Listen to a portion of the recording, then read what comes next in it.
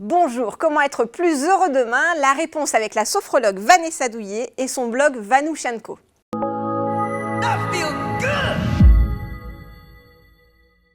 Bonjour Vanessa. Bonjour Christelle.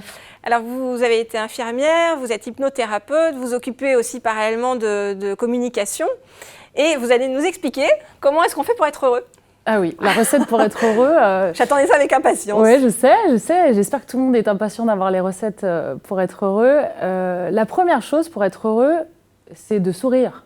Oui, bon donc ça devrait Tout aller. simplement, ça devrait être facile. C'est ce que vous mettez sur votre blog Vanouchenko? Oui, j'ai un blog en fait. J'ai créé un blog parce que j'étais face en fait à d'autres blogs de lifestyle ou de manière de se comporter qui ne correspondaient pas à ma vie.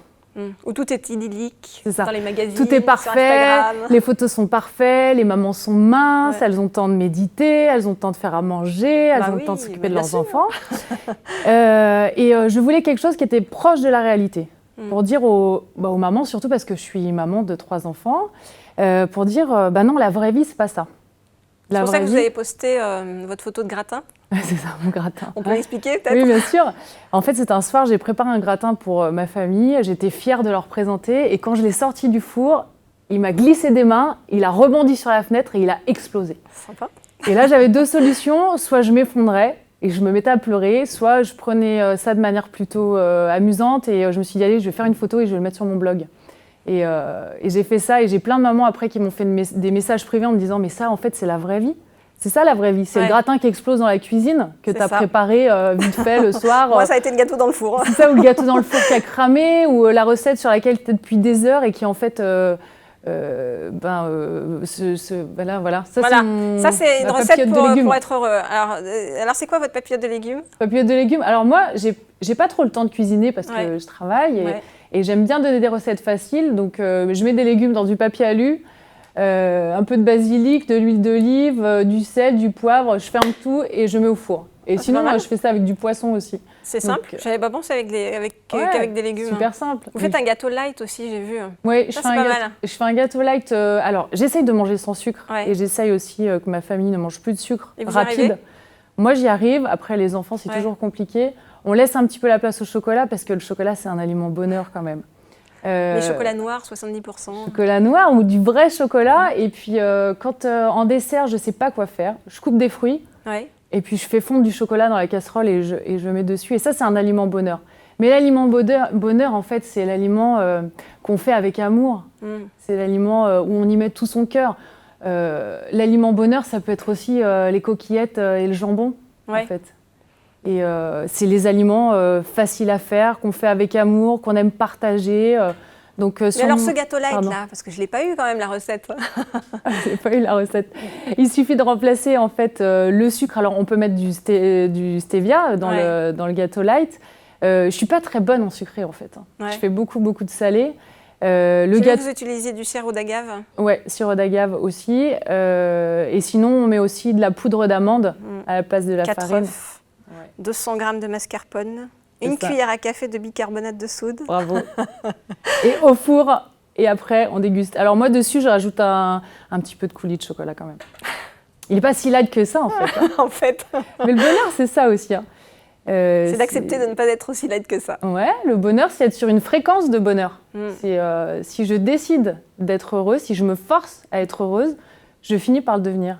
Et ça, c'est important, en fait. C'est juste. De pouvoir être sur la bonne fréquence. Si aujourd'hui on est sur une fréquence plutôt agréable et qu'on se sourit et qu'on échange des choses positives, c'est parce qu'on a décidé d'être sur cette fréquence-là. Si je vous regarde comme ça et que je souris pas et que je réponds oui, non, vous n'allez pas être à l'aise et vous n'allez pas avoir la même, on va pas avoir la même fréquence. Donc le secret du bonheur, c'est ça aussi, c'est de se forcer au départ à être sur une fréquence positive. Une fréquence de l'amour, de la joie, même si c'est pas tous les jours facile, parce que on a chacun nos difficultés, c'est vrai. Et puis la vie n'est pas simple. On a beaucoup de travail, des enfants. On parle beaucoup du surmenage chez la femme, mais c'est vrai, ça existe. Alors quelquefois, il suffit de prendre du recul et puis de se dire, allez, je me pose et je regarde les choses essentielles de la vie. Voilà, c'est ça. Cette photo, il y en a de partout, quoi. Les téléphones portable. C'est nous de temps en temps. Oui, c'est nous tout le temps en fait. C'est nous tout le temps, mais nous, on essaye de faire face et puis d'être d'être souriante et d'être sur une fréquence positive. Alors vous êtes sur une fréquence positive aussi avec vos enfants parce que j'ai vu que vous faites plein d'activités avec eux comme l'activité lanterne volante, là je trouve ça chouette. Lanterne volante c'est bien parce que alors on peut pas toujours en faire, il faut faire attention au vent parce que quand même il y a parce que les vôtres ont cramé quand même. Les miennes ont cramé, elles étaient périmées, c'est pour ça. Mais c'était du coup un instant bonheur. C'est ça les lanternes volantes. Alors c'est interdit à certains endroits. Ouais. Je leur fais écrire un vœu dessus et on les laisse s'envoler. Et la dernière fois, elles sont pas parties. Il faisait un peu humide, donc c'était pas top, quoi. Mais c'est un bon exercice avec les enfants. Les enfants, en fait, on peut pas être une mère parfaite. Ça n'existe pas. Moi, je sais pas faire, en tout cas. Mais je me dis que si je suis une mère heureuse et si je suis une mère qui leur transmet du bonheur, alors à ce moment-là, elles seront heureuses aussi. Et c'est vraiment... donc vous dansez avec eux? Ouais, je danse avec elles. Sur une playlist que vous avez choisie ensemble, je crois, c'est ça? Ouais. C'est-à-dire que souvent, on essaye, les enfants, on se dit, tiens, je vais les emmener à Disney ou je vais les emmener dans des pays lointains ou je vais les faire voyager. Mais les enfants ne pensent pas comme nous et leur truc, c'est de vivre l'instant présent. Et moi, de temps en temps, le soir, on rentre de l'école. Alors, comme toutes les mamans du monde, il y a le goûter, le bain, il faut préparer à manger, il faut... Voilà, donc on est toujours un peu surmenés. Et puis des fois, je me dis, allez, stop, on arrête un moment. Je mets la musique à fond, je mets une playlist qu'elles ont choisie parce qu'il y a des musiques qu'elles aiment bien. Et là, on se met à danser, on saute de partout et il n'y a pas de limite. Ça marche aussi avec les garçons, ça. Hein. Et ça marche avec les garçons. Moi, j'ai 3 filles, mais les garçons, moi, ça marche. avec les garçons, ça marche. Ouais. J'ai un neveu aussi, quand il est à la maison, il aime bien aussi danser avec les filles. Enfin, c'est vraiment un moment de bonheur, c'est super. La musique et la danse, c'est top, quoi. Vous pratiquez l'hypnose ericksonienne, je vais y arriver.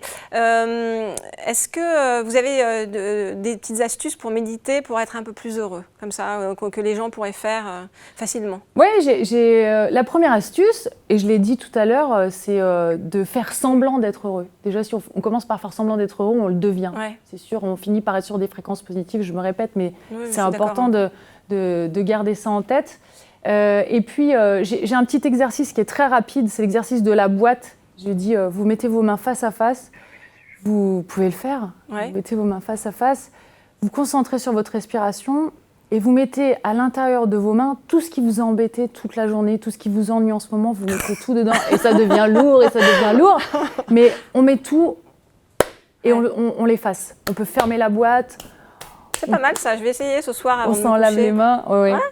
On n'a pas le temps de méditer. Enfin, moi, j'achète des livres sur les énergies, sur le bien-être. Et je vois, alors l'autre fois, je lisais un bouquin, je ne citerai pas le nom, mais trouvez-vous une petite pièce chez vous, prenez 30 minutes de votre temps pour pouvoir aller méditer. Mais qui a le temps ? Il faut avoir un 300 mètres carrés déjà. Déjà, il faut avoir une grande maison. Pour avoir sa pièce de méditation. C'est ça, une grande maison. Bon, sinon, il y a autre chose. Il y a le baiser aussi. Le baiser, ça marche pas mal. Il y a le baiser, le bisou. Ouais. On s'embrasse beaucoup chez nous. On aime beaucoup les câlins, le contact, le bisou. Il provoque la sécrétion de plusieurs hormones que vous allez me rappeler. Oui, ça sécrète des hormones du bonheur, mais surtout, ça permet de dire à l'autre qu'on l'aime et l'autre se sent bien, et du coup, il nous le fait ressentir. Et voilà, c'est un échange. Moi, je suis très mère câlin, j'aime bien toucher, j'aime bien embrasser, j'aime bien câliner. Et chez nous aussi, on fait des câlins aux arbres. C'est bien ça. On va se promener dans la forêt, on choisit un arbre qu'on aime bien. La sylvothérapie. Ouais, c'est ça. Et on lui fait un gros câlin et on prend toute l'énergie qu'il peut nous apporter et surtout on le remercie après. Ben, on va terminer sur un baiser. Merci, je l'attrape. Merci beaucoup. À très vite pour une prochaine émission.